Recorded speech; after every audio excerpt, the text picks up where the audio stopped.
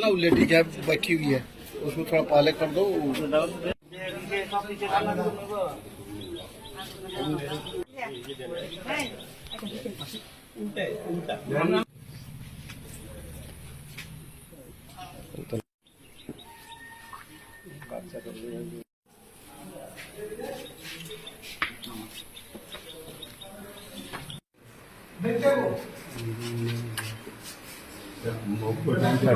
শেষ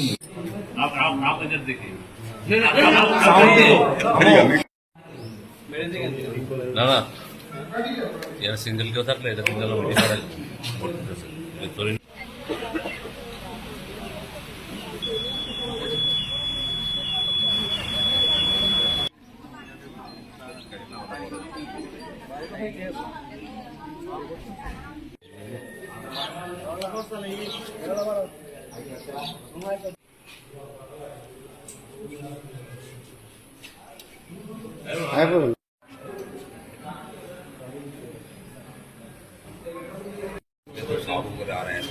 ठीक है ठीक है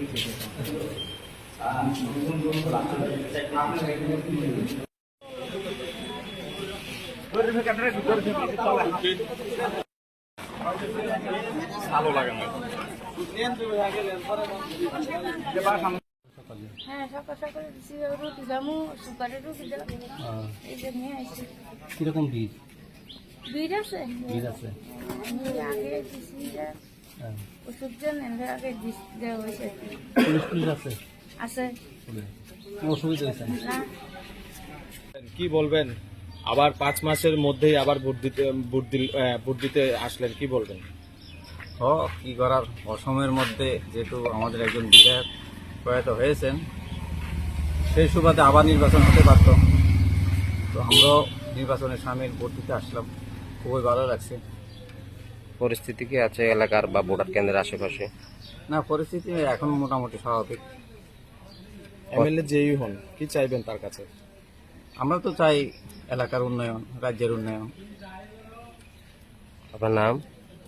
আমার নাম শেখর মিয়া মহিষান, এটা কোন বিধানসভা কেন্দ্র? বক্সনগর বিধানসভা কেন্দ্র। ভোট দিলেন, কি বলবেন?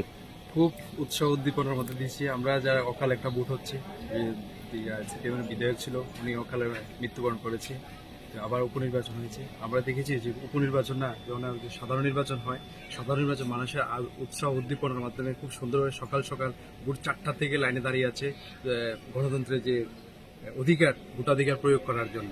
আচ্ছা, যেটা বলবো যে অনেক পোলিং এজেন্ট বিরোধীরা দিতে পারেনি, সেক্ষেত্রে কি বলবেন?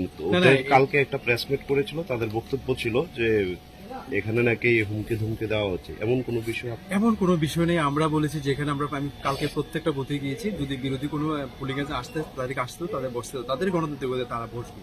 আমরা কাউকে এটা তাদের মিথ্যা প্রচার আমরা বিগত সময় দেখেছি এরকম ভাবে মানুষের বিভ্রান্ত করতো, কিন্তু আজকে দেখো না, এখানে 43 প্রমাণ সিপিএমের এজেন্ট আছে, বিজেপিরও আছে, ইন্ডিপেন্ডেন্টও আছে। ঠিক তদ্রুপ প্রত্যেকটা বুথে এরকম। যদি তারা যদি কাউকে না পাঠাতে পারে, না যায়, তো সেটা তো তাদের ব্যর্থতা। এটা আমাদের, আমি বলি না যে আমরা কাউকে হুমকি ধুমকি এসব আমরা দিইনি, এটা আমাদের সিস্টেম না। বিজেপির মধ্যে এটা সিস্টেম, বিজেপির একটাই সবকা বিকাশের সরকার চলছে। প্রত্যেকটা মানুষের অধিকার যাতে অধিকার থেকে বঞ্চিত নয়, সেই দিশা বিজেপি কাজ করছে। এই এলাকাটা সবসময় বিরোধী বলে পরিচিত, শাসক বিরোধী সবসময় থাকে, এবার কি মনে করছেন? এবারও আমরা শাসকের পক্ষে যাবে। মানুষ ভুল বুঝেছিল, 18তে ভুল হয়েছিল, 23 হয়েছে। সেই উপনির্বাচন মানুষ ভুল করতে রাজি না, যে আমরা সরকারের সাথে থাকবো। দীর্ঘ সময় কংগ্রেস, যখন সিপিএম ছিল, এই এলাকা কংগ্রেস শাসিত ছিল, পঞ্চায়েতগুলো কংগ্রেসের জন্য, আড়ালে, এনসিনগর, দুর্গাপুর, সেটা এবার 100% লিড করবে বিজেপি এখানে।